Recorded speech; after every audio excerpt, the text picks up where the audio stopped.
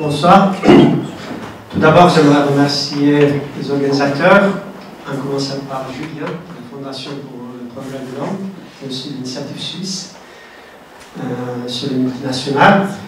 Comme j'ai traversé les frontières cantonales en arrivant, ça sera bien que je vous parle quand même du CETIM en quelques mots pour ceux et celles qui ne connaissent pas. Donc, le CETIM en toutes lettres, le Centre Europe Tiers-Monde, est un centre de recherche et de publication sur le rapport Nord-Sud. C'est aussi une organisation qui a le statut consultatif auprès de l'ONU. Et par ces différents types d'activités, le CETIM mène de recherche et de réflexion sur la question du développement, pour qui, pourquoi, comment, sur les conséquences de la mondialisation, de la libéralisation du commerce, de la dette extérieure, etc., etc. Nous avons publié jusqu'à maintenant plus de 130 livres. Il y a juste deux spécimens que j'ai fait avec moi, les deux derniers, donc le commerce et la guerre, et Roda sur le climat. Le CETIM est engagé aussi dans la promotion et de la protection des droits humains, en particulier des droits économiques, socioculturels. Et dans ce cadre-là aussi, on publie des publications didactiques. Là aussi, j'ai apporté quelques spécimens, que ce soit sur le droit à l'éducation, sur le droit à la santé, sur le droit au logement, sur le droit culturel, le droit à la sécurité sociale ou le droit à la terre, etc., etc. Donc toutes ces publications sont disponibles sur notre site internet gratuitement. On publie en 3 langues, donc français, anglais et espagnol. Alors, comme je disais que nous avons le statut consultatif auprès de l'ONU, là nous sommes engagés actuellement dans 2 plaidoyers très importants sur le droit des paysans, c'est l'obtention d'une déclaration de l'ONU sur les droits des paysans, et l'autre plaidoyer, c'est l'obtention des normes contraignantes, cette fois-ci, sur les sociétés transnationales. Mais en disant sociétés transnationales, c'est interchangeable avec la terminologie populaire multinationale. Ça vient au même juste préciser aussi cet aspect sémantique. Alors, maintenant, on va parler des sociétés transnationales. Avec votre permission, je vais appeler tout au long de ma présentation la STM, l'abréviation. Donc, depuis sa fondation en 1970, le CETIM, en tant que centre de recherche et de publication, a étudié les problèmes posés par ces entités dans le développement des pays du Sud, tout en mettant en exergue la responsabilité des pays du Nord dans l'ordre international injuste. Dans son livre intitulé « Mal-développement », sorti en 1975, le CETIM a tiré déjà l'attention sur le rôle néfaste à l'époque on appelait entreprises multinationales dans les productions des biens, le commerce inéquitable et l'augmentation des inégalités. Donc c'est en quelque sorte le texte fondateur du CETIM, puisque ça restait, hein, c'est ce livre. La devise du CETIM, c'est il n'y a pas un monde développé, un monde sous-développé, mais un seul monde mal développé. En parallèle, le CETIM est engagé aussi, maintenant ça fait presque 20 ans, au sein de l'ONU pour l'obtention des normes contraignantes à l'égard des STM. Donc, lorsqu'on parle des STM, peut-être quelques mots complémentaires, c'est l'avantage d'être le dernier orateur.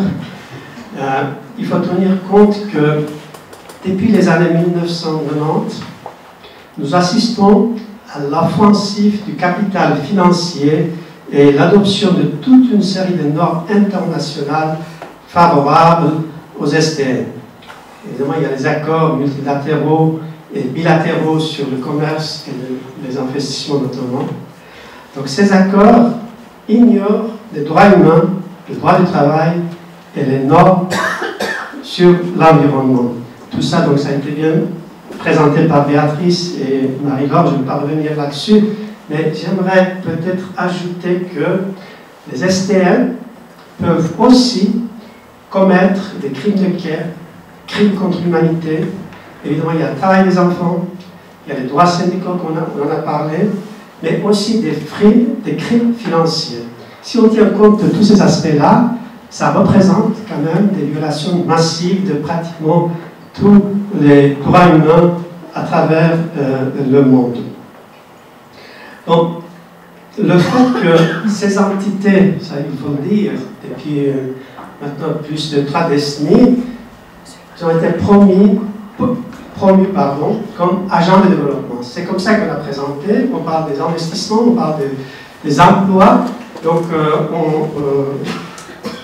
avec ce vernis qu'on leur a attribué, ces entités sont donc installées aux 4 coins du monde et à tel point qu'elles contrôlent désormais l'essentiel de la production et de la commercialisation des biens et des services à l'échelle mondiale. Donc c'est un élément extrêmement important à tenir compte. Bon, peut-être j'aimerais vous citer, puisque nous sommes en Suisse, hein, on connaît bien le personnage, M.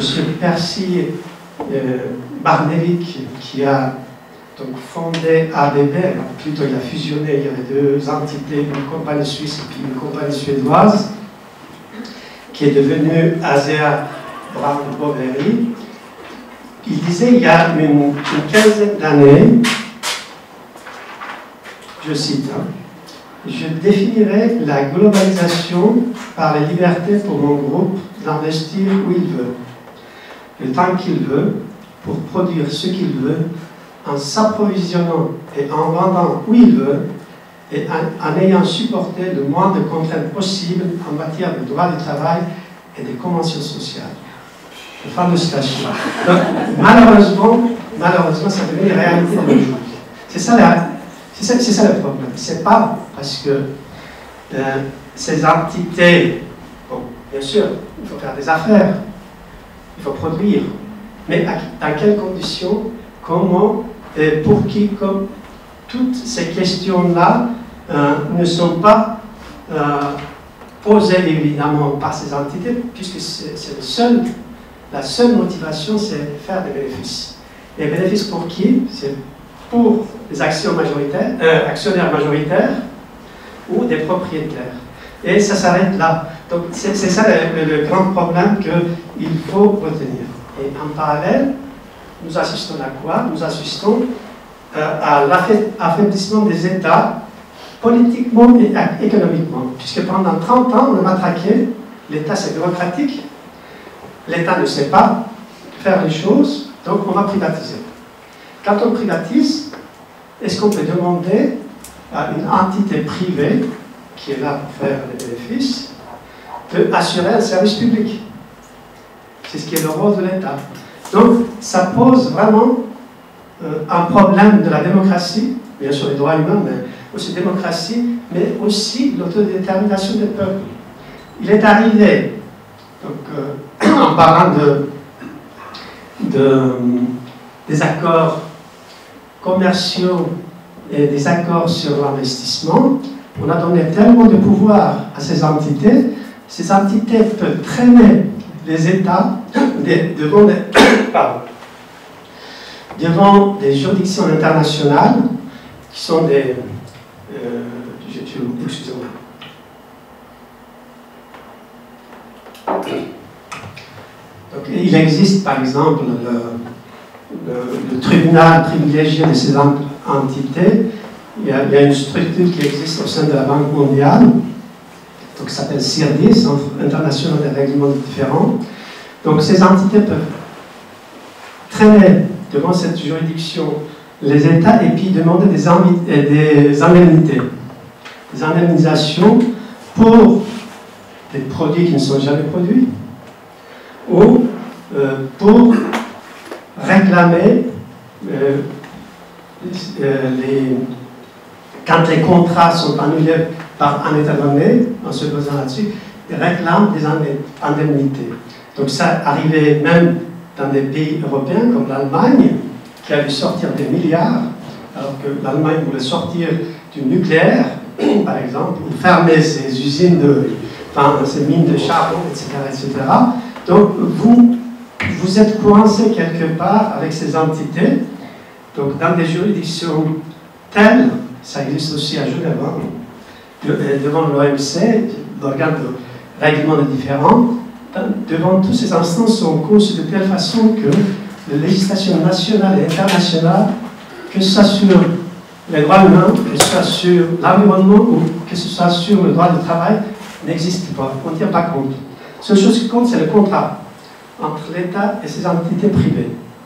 Et ces entités privées, donc, en s'appuyant là-dessus, réclament, ça devient aussi un sport pour certaines de ces entités, sans rien faire, de traîner devant ces juridictions pour obtenir, surtout du bien, des milliards d'indemnités que normalement les citoyens contribuables au final payent. Alors, normalement je suis là pour vous parler de l'ONU. Il ne faut pas que je m'étende trop là-dessus, et puis je vais regarder là. Alors pourquoi au sein de l'ONU, nous avons lancé ce processus pour des normes contraignantes. Évidemment, ce n'est pas nouveau. Depuis plus de 40 ans, à l'ONU, on discute comment faire pour encadrer les activités des sociétés transnationales. Au bout de 40 ans, tout ce qui est sorti jusqu'ici, à commencer par la déclaration tripartite de l'OIT ou les principes directeurs de l'OCDE, au Global Compact, le principe de professeur Draghi. Donc tout cela, finalement, sont aboutis à des codes de conduite volontaires. Donc tout le monde était unanime que finalement, ces principes, ces codes de conduite ne servaient pas à grand-chose, ce n'était pas suffisant, donc il fallait passer à une autre stade. Donc nous, quand je dis nous, le CETIM était très engagé avec, à l'époque, avec très peu d'appui, il y a une vingtaine d'années, d'obtenir des normes contraignantes. Malheureusement, ce processus n'a pas abouti.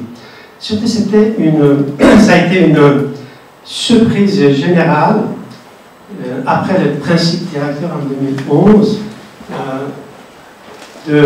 d'ouvrir encore ce débat. Il y a une dynamique qui s'est déclenchée en 2013 à l'initiative de l'Afrique du Sud et de l'Équateur. Donc il y a une déclaration au Conseil des droits de l'homme de l'ONU à Genève pour dire, voilà, nous avons toute une série de codes de conduite, mais nous constatons que dans la pratique, il y a des problèmes. Maintenant, il faut des normes contraignantes, et ces deux États ont commencé à travailler sur un projet de résolution. Ça crée une dynamique. Nous, quand je dis nous, à l'époque, on avait créé une campagne, un réseau des mouvements sociaux comme les paysans, les campesinos, les syndicats ou d'autres organisations qui s'appelle la campagne contre l'impunité des sociétés transnationales. Alors, au moment de cette initiative de ces deux pays, nous avons créé aussi une autre structure à Genève parce que c'était nécessaire pour faire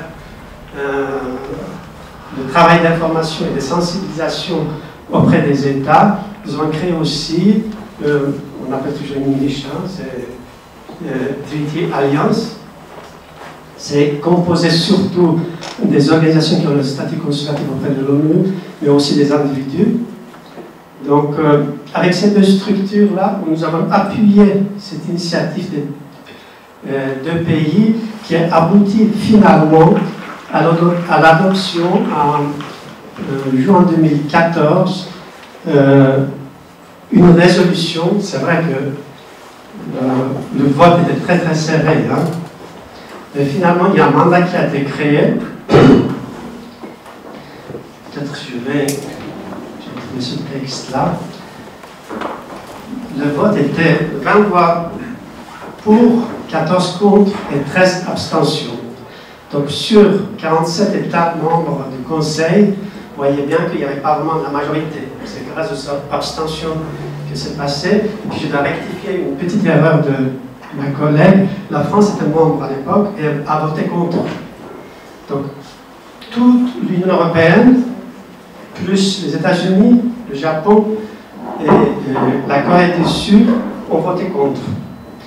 C'est un élément aussi intéressant à retenir. Et que dit cette résolution?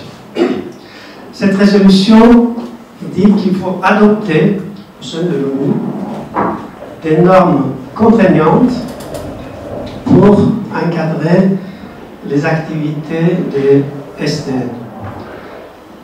Et suite à cela, donc il est prévu aussi toujours dans cette résolution, puisque sur la table, il n'y avait aucun projet de convention ou de traité, quoi que ce soit, puisqu'on parle de normes contraignantes. En théorie, ça devrait être soit une convention, soit un traité. Ça n'a pas d'importance, mais qu'il soit ratifié par les États, applicable aux SDN. Donc, ce qui est prévu pendant 2 premières sessions, c'est qu'il y ait une discussion sur à la fois le contenu et la forme de futur traité ou convention, vous appelez comme vous voulez. Alors, comment ça marche? Donc, par cette résolution, donc, le Conseil des droits de l'homme de l'ONU a créé un groupe de travail interparlementaire. C'est un élément important parce que ça se passe entre les États. Et quand on dit un groupe de travail, tous les États membres peuvent participer. Bon, ils peuvent être là, ils ne peuvent pas être là, c'est leur choix, participer ou pas. Mais en théorie, tous les États peuvent assister et participer aux négociations. Donc la première session de ce groupe de travail a eu lieu au mois de juillet l'année dernière. Et dès l'ouverture de la session, il y a eu des tentatives de blocage, en particulier de la part de l'Union européenne. L'Union européenne a essayé de bloquer le processus par 2 artifices procéduraux. Premièrement, elle a contesté le programme de travail. Et deuxièmement, elle a dit « Ah, non, non, on ne va pas parler des transnationales. Si on doit parler des entreprises, alors il faut que tout soit dedans. Quelle que soit la taille, quelle que soit la capacité, etc., etc. » Donc, à tel point que pendant 4 heures, les discussions étaient bloquées, on ne pouvait pas commencer le programme de travail de ce groupe de travail. Alors, évidemment, ça a créé une telle indignation des États qui étaient présents dans la salle, qui avaient voté en faveur de ce mandat. Ils ont dit, ben, écoutez, si on accepte votre proposition, ça revient à modifier le mandat du groupe de travail. C'est vrai que quand vous lisez le titre de la résolution, c'est écrit « Société transnationale et autres entreprises ». Mais la détail, c'est qu'il y a une note de bas de page pour définir ce que c'est autre entreprise. Dans cette définition, on dit autre entreprise, il faut qu'elles aient des liens avec une société transnationale et ce n'est pas les compagnies locales, disons enregistrées du moins, qui sont concernées. Donc évidemment, c'était une manœuvre pour bloquer le processus, mais résultat des courses, ça a été refusé et finalement, après 4 heures de blocage, les réunions ont pu suivre leur cours. Et pendant cette première session, donc, il y a eu toute une série, je ne vais pas entrer dans le détail, mais des discussions intéressantes pour voir qu'est-ce qu'il faut faire et comment faire, à la fois au niveau du contenu et de la forme du futur traité sur ces entités. Évidemment, là, ce qu'on appelle communément la société civile a joué un rôle important, ça, il faut aussi souligner. Si l'Union européenne finalement a pu reculer, parce que nous avions aussi dans notre réseau d'organisations, il y avait des organisations européennes qui étaient en faveur du traité. Moi, je suis analphabète au niveau des nouvelles technologies, mais ils ont utilisé ce qu'on appelle Twitter ou je ne sais pas quoi. Paraît-il que les représentations des pays de l'Union européenne ont reçu, je ne sais pas, 1 million ou 2 millions de tweets en disant c'est une honte, c'est scandaleux que le délégué de l'Union européenne se comporte ainsi. Et finalement, ce monsieur, on n'a plus vu pendant une semaine. Donc, il a quitté la salle, il n'est plus revenu. Donc, ça aussi, c'est juste une anecdote en passant. Alors, quelle est la suite de ce processus? Ce processus, bien sûr, peut prendre des années, malheureusement.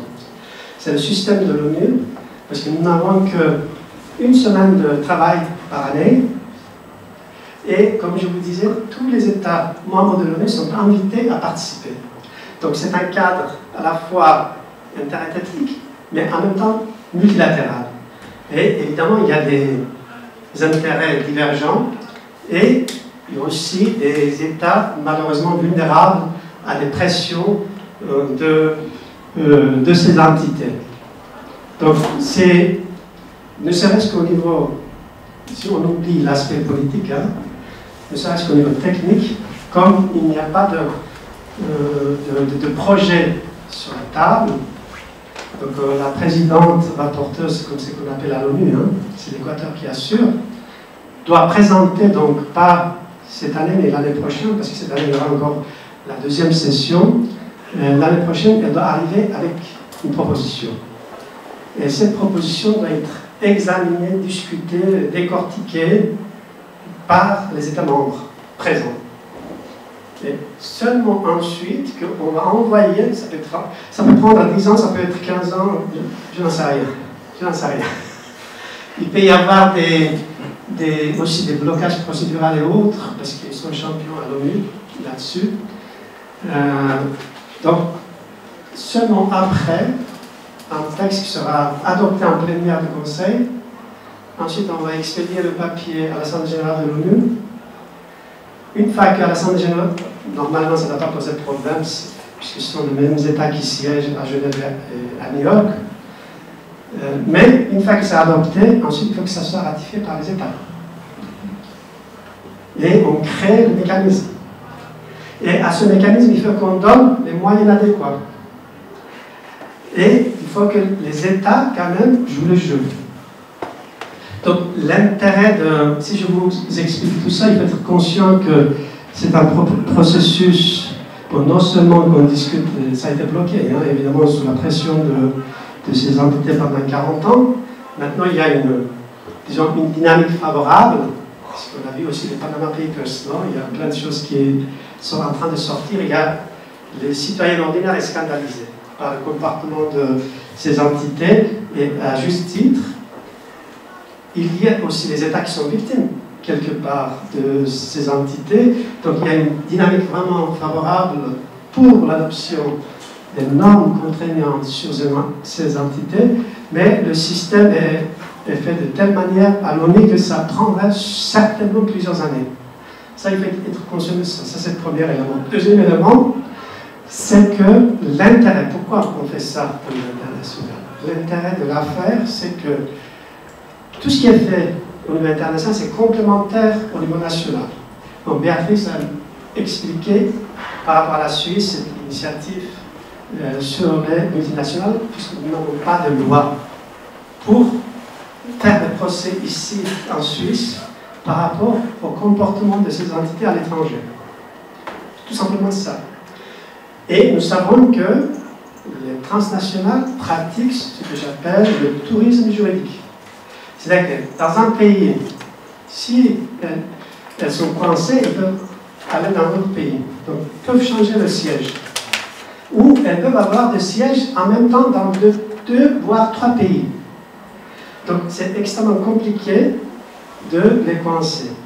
Évidemment, il ne faut pas oublier non plus la volonté politique des États. il arrive aussi, ou des capacités, tout simplement des États, qui n'arrivent pas à contrôler ces entités. Alors, dans ce cas, les victimes, au moins, c'est ça l'idée, les victimes peuvent aller au niveau international, si je dois faire la comparaison comme à la Cour européenne des droits de l'homme, à Strasbourg, même si elle est attaquée par UDC maintenant. On reviendra peut-être plus tard avec l'initiative. Donc l'intérêt d'avoir un mécanisme international vraiment est complémentaire à ce qu'on peut faire au niveau national. Donc, de manière générale, ça marche comme ça. C'est qu'on devrait avoir, c'est que si chaque État joue son rôle, peut-être qu'on n'aura pas besoin d'un mécanisme au niveau international. Mais dans la pratique, nous savons que ça ne marche pas comme ça. Pour multiples raisons que je disais, soit le manque de volonté politique, soit le manque de capacité. Au moins, les victimes puissent se retourner vers